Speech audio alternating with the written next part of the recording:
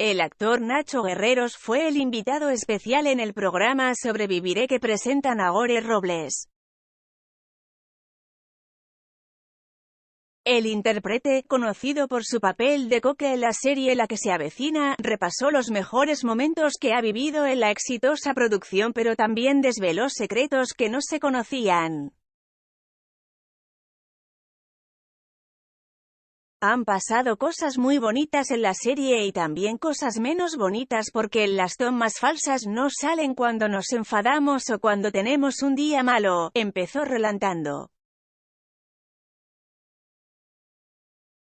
Nacho Guerreros Coque en La que se avecina. Durante la entrevista, tema de enfados entre compañeros en LQS. A continuación Nagore Robles le preguntó si se enfadan entre los actores en las grabaciones y Guerrero fue sincero: hay más buen rollo que otra cosa, pero hay veces que te enfadas porque la gente se enfada. El reparto de la serie La que se avecina y Entre vosotros, le cuestionó la presentadora y Nacho Guerreros desveló algo que no había contado antes: yo estuve un año sin hablarme con un compañero por una tontería que podíamos haber arreglado los dos y estuvimos un año sin hablarnos.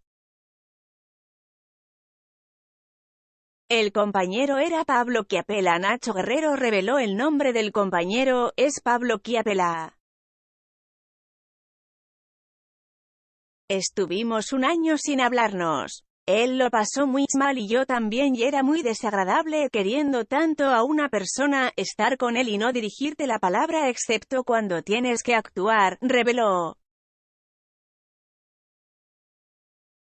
Pablo Chiapella, Amador en La que se avecina. El intérprete de 50 años dio por zanjado el asunto, pero, afortunadamente, esto pasó hace muchos años y hace muchos años que volvimos a ser amigos otra vez. Yo le adoro. Nos adoramos. Se rompió una pierna en el rodaje de un capítulo. Nacho Guerreros también contó alguna anécdota suya en La que se avecina: yo me rompí una pata, me fracturé el peroné.